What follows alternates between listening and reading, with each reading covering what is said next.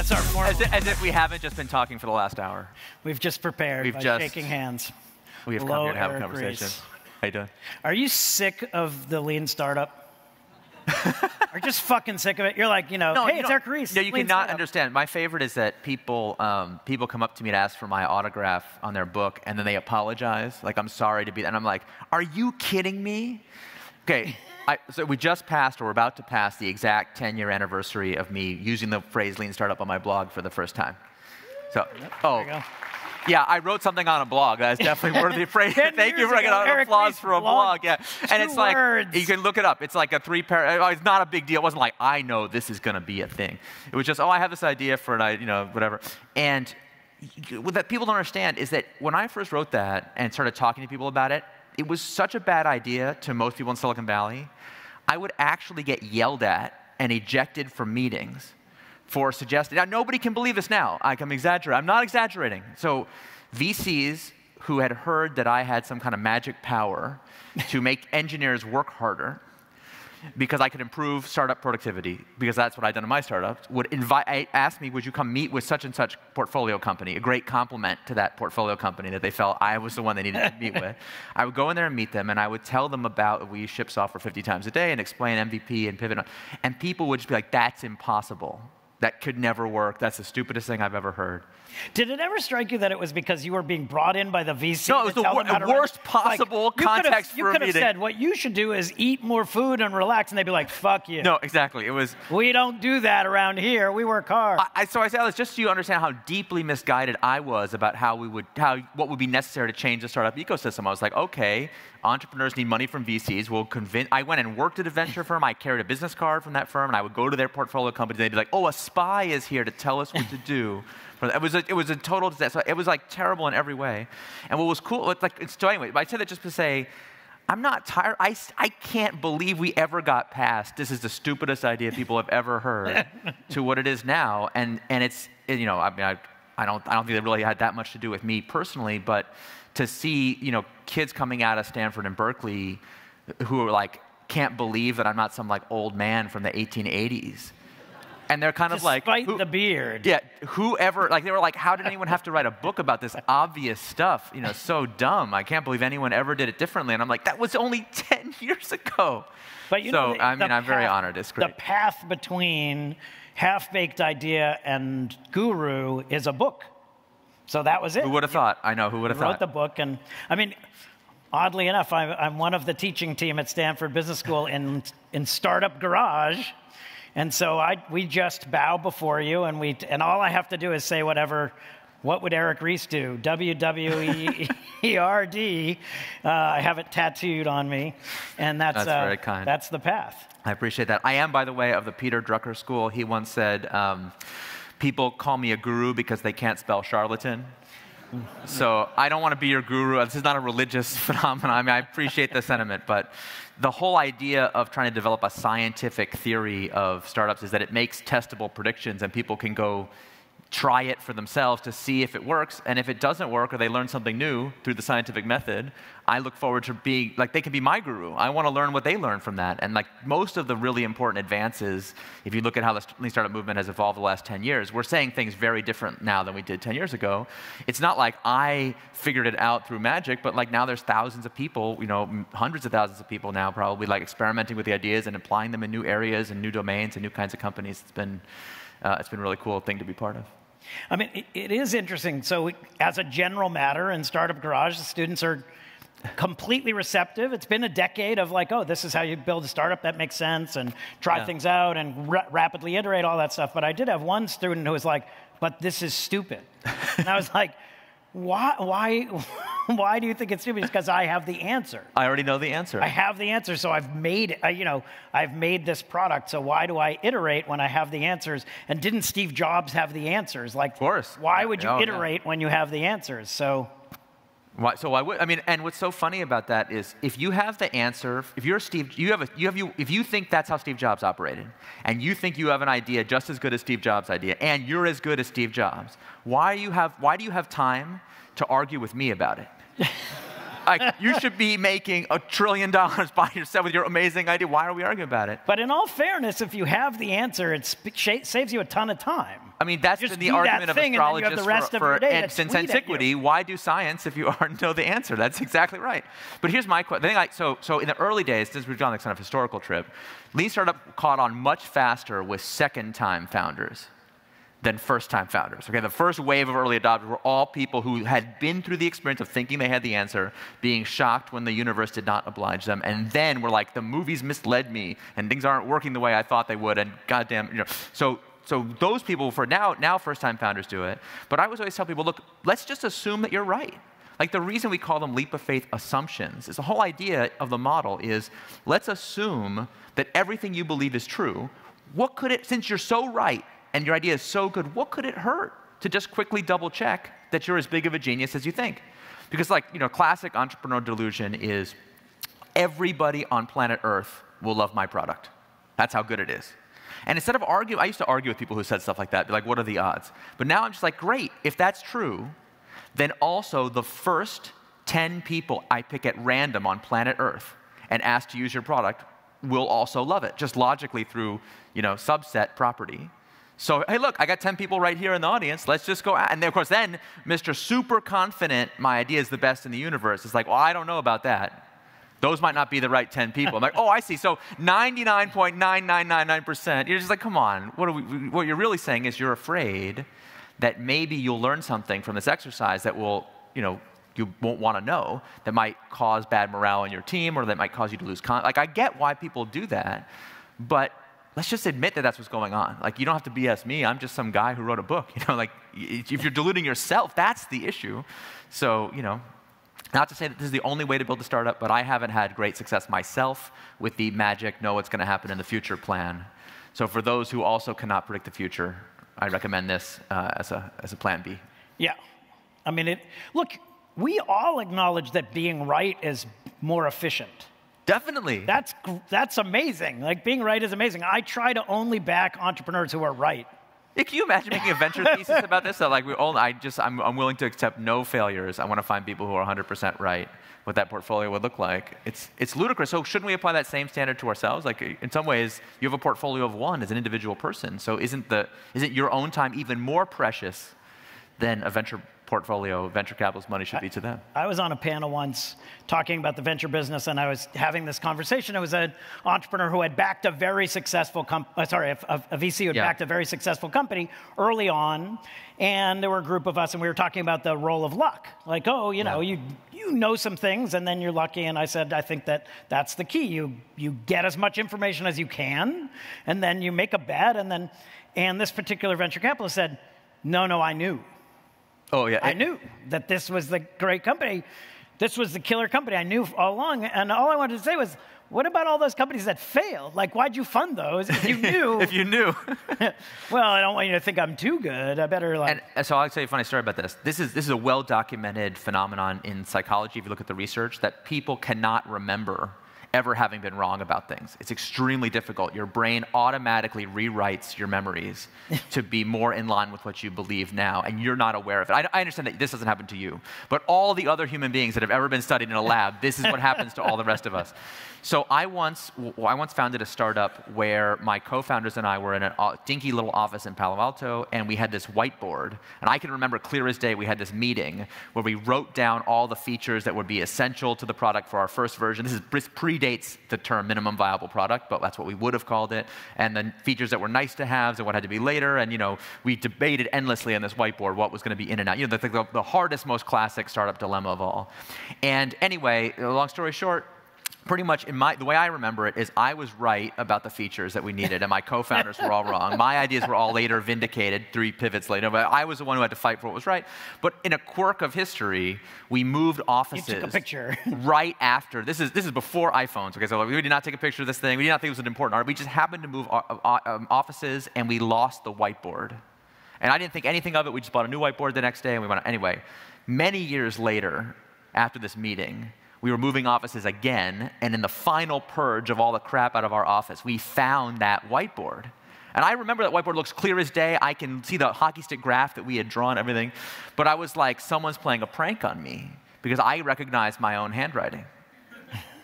And there's a bunch of terrible ideas that someone has written on this whiteboard in my handwriting as if that's what I believed at that time. And I swear to God, I've seen the whiteboard. I write about this for a living, and I still remember being right in that meeting, and no evidence will ever convince me otherwise. It's impossible. So like I understand it intellectually, but emotionally I was right. Now you multiply that times all the times you don't have the evidence, and you retroactively, so like a huge amount of the power of the scientific method is just forcing you to write down in advance what you think is going to happen, and then compare that to what actually happens. And the number of entrepreneurs I know that actually do that on a regular basis is still pretty small. No one. I mean, I have a very good solution to this. It's called my wife.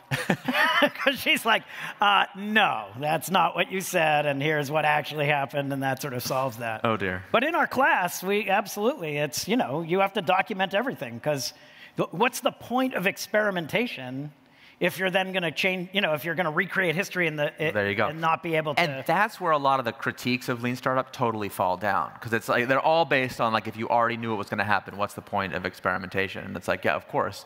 And the problem is everyone who runs an experiment, like most experiments are set up this way.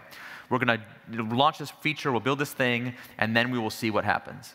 And if that's your plan, you're always guaranteed to succeed at seeing what happens. Like, something will always happen, and you'll be shocked to learn that whatever happens is always what you were planning to have happen, no matter how catastrophically bad. And that's how we're wired. So that same entrepreneur who's convinced that every person on earth will love their product, they do the experiment, and only 3 out of 10 people want to use it, and then they're like, well, that's actually pretty good. Anyone ever done that? Everyone have a friend? Your friends ever did this, right? I mean, I remember the first time I did usability tests in a startup, and the first 3 customers we brought in, the first one, we were paying them to be in the usability test. And we would sit them down and say, okay, download the software on our test computer. Okay, now invite one of your friends to use it. And they would say, no, thanks. And I was like, I don't think you understand how this works. I'm paying you to be here to use the software. You kind of have to do it. And the user would literally be like, I don't think you understand how this works. You can keep your money. That's how bad it was. And so I'm the head of engineering who wrote that software. You know what I said? Have you been in this? Where'd you find this guy? Get me a better customer. Of all the people you could have found. Okay, dude, the second customer comes in, same thing happens. And now the person who set up these usability, I'm just like, you are the worst customer recruiter ever. Third time it happens in a row, any of you who've ever worked with an engineer in your life know exactly what I said, which was, that's not a statistically significant sample. But that's the thing. It is. We forget that statistical significance is about signal-to-noise ratio. So like in startups, we're not looking for the 1/10 of a point difference in polling. We're trying to figure out, like, are our leap of faith assumptions even remotely correct? And when they're not, it's actually very obvious, even if you do the tiniest, littlest bit of work to discover. And that's why the idea, although people talk about it in software and apps and tiny little MVPs, but like the reason it's been able to be transferable into industrial contexts and healthcare and like super high science stuff in military applications, like all these crazy places where you would never have thought at the early days that this would work, is that the philosophy of trying to figure out if your assumptions are true, that's not really software specific. That's something you can do in any kind of business. And so, again, people who come to me, I often get, well, we're going to do a Q&A after this, so anyone wants to come, you can try your luck at this. I often get the question, isn't my industry an exception? And I'm always like, you think I'm some kind of business guru, whatever, but I'm going to be like, yes, my life's work yes, you have my permission not to apply my stupid idea. You obviously don't think it's any good. Just like, what do you need my permission for? Just, you're already right to go do it. So, yeah. All right, so let me throw one out there. Yeah, sure. Electric scooters. Electric scooters. All right, so you have this thing. You're going to throw them on the sidewalk. People are going to use them. But in order to test it, you need so much capital to get it going. Yeah. To test it. Are there circumstances where it's just so capitally inefficient that lean startup isn't really your path? You kind of have to bet. And if it works, then you're wildly successful. And if it doesn't, certainly you lose hundreds of millions of dollars, but oh well, it was good try. Well, I just don't think I think there's like 2 orthogonal questions. Yeah. Lean startup or not lean startup, and then what are the capital risk efficiency characteristics of the underlying business? Even if you do lean startup, there's still going to be these moments where you have to make these leap of faith bets, and you can still lose a catastrophic amount of money. Just to be clear, I myself have lost catastrophic amounts of money using lean startup. It's no guarantee. This is about affecting your probability of success. But even with stuff that's super capital efficient, you can often find ways to pilot it in microscale. And we're usually very quick to skip over those things, right? Like, so, like why, was Facebook effective on one college campus when everyone would have said, oh no, it has to be on many campuses? And in fact, many of the contemporaries of Mark Zuckerberg pursued it that way. Could you saturate a small city? Could you, an individual neighborhood? And when you talk to these masters of the universe entrepreneurs who've been successful and they've already forgotten how they did it, they're like, a very common thing is like, well, I didn't need any lean startup, I just knew it from day one, because remember how their memory works. But if you actually dig into those stories, you'll often find, like, where did you get the idea in the first place? Or, what was the very first thing that you did? It's like, well, actually, it's funny you mentioned that. I did kind of, I saw it in micro in some place. Or, yeah, I did kind of I did pilot it with my friend just to check out. Like, you often will find these prototype experiences even in the famous stories. So I think it's a more common technique even than people in the past were willing to admit. It's just that corporate comms, who likes that story? So, like, when you see fancy entrepreneurs on stage at hypothetical conference X, who knew it all from day one, you understand there's like a massive number of people that go into engineering those stories to serve the brand of the company who's being, and not to say that they're lying, but it's public relations, you know what I'm saying? So you can't, as an entrepreneur, you can't be breathing in that exhaust and think you're getting information about how you should run your company. You got to really make sure that if you're using examples, in the historical literature, you've actually dug in to understand what did Steve Jobs actually do behind the scenes, not the comm story. Like, I think Apple very much enjoyed while he was alive having their competitors believe that all of their products came straight from his mind, and therefore there's no point competing with Apple. You're doomed because you don't have the one guy like that. They love that. It makes their competitors feel bad. That's great. So that's what vanity metrics are for. That's what press. That's go for it. But don't be deluded yourself into thinking that those stories are all completely true or that you've got the whole story that you need to learn from it. You got to kind of go behind the scenes. In the Apple case, they went to a great lengths to reinforce that because sure. I remember back in the day, many years ago, negotiating a contract with Apple where it was like, oh, we get final say in the UI.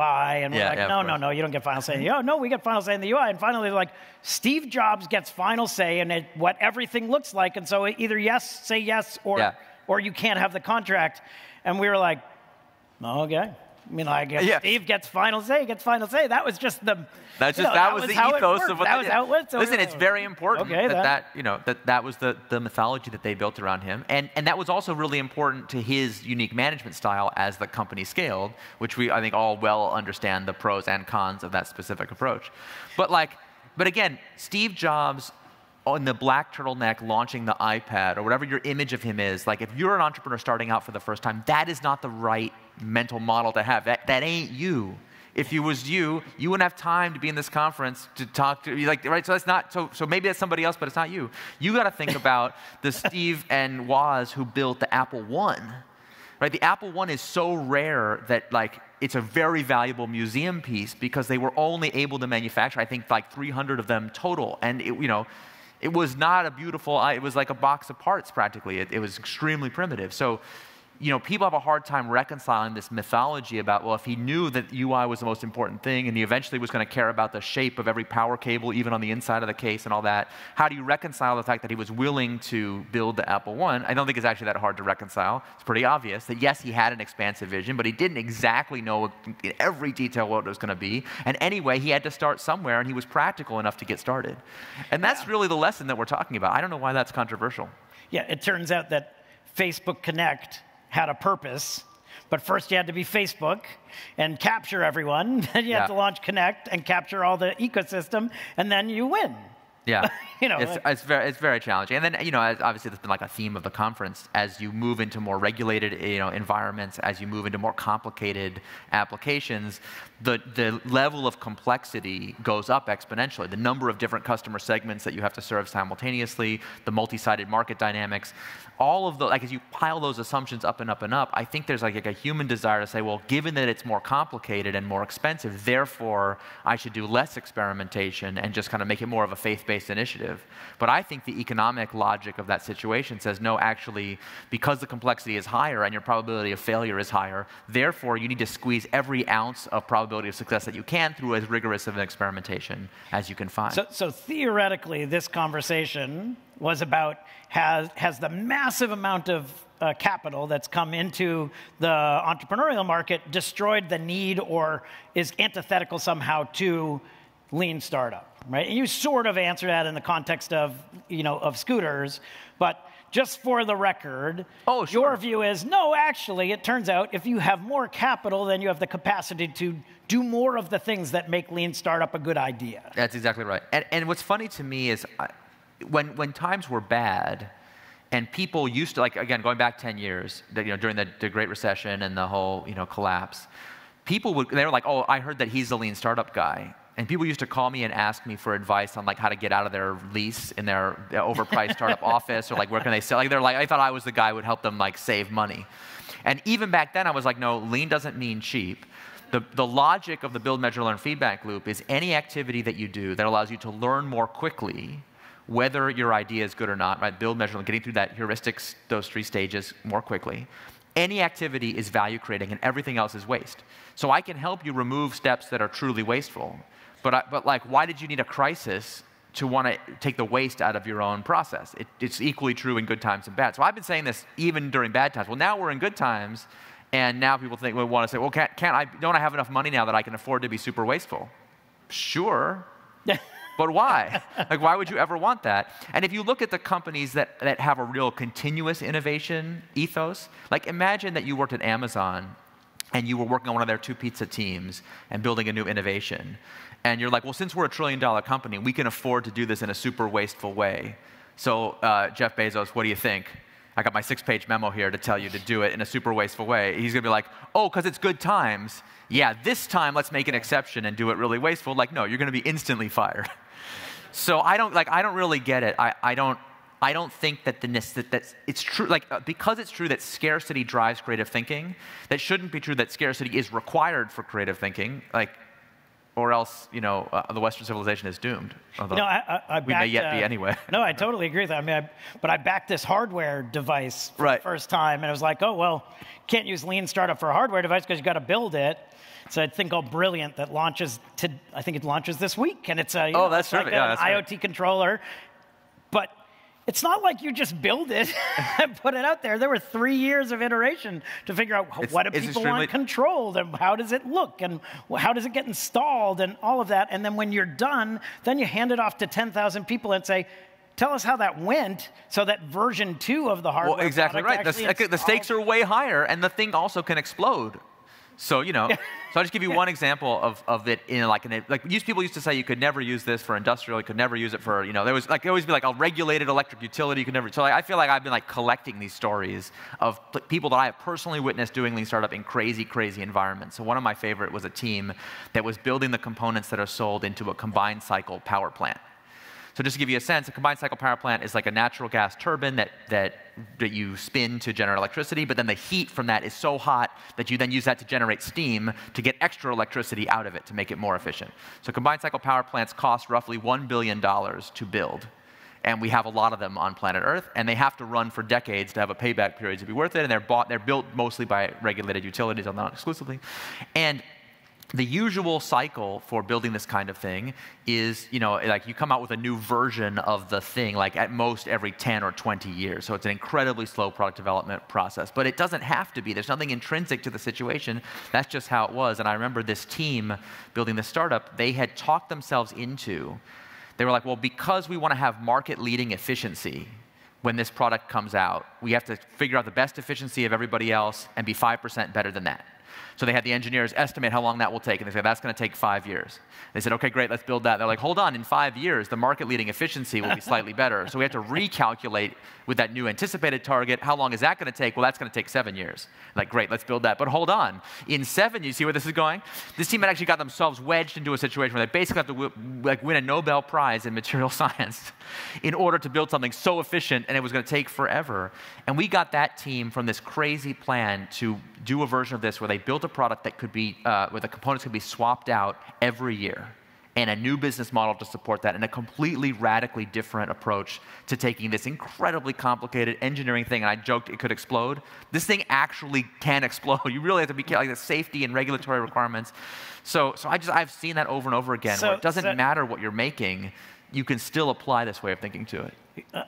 So first of all, Eric and I could talk about this for pretty much the rest of the day, but alas, they won't let us. Come to our Q&A. But I think I would sum up that you still believe lean startup's probably a good idea. Well, I would ask that nobody take my word for it and go discover for yourself. And like I said, if you come up with a better idea, will you call me and tell me? Because I would love to learn from you. So please do it. Awesome. Thanks. Thank you. Appreciate it.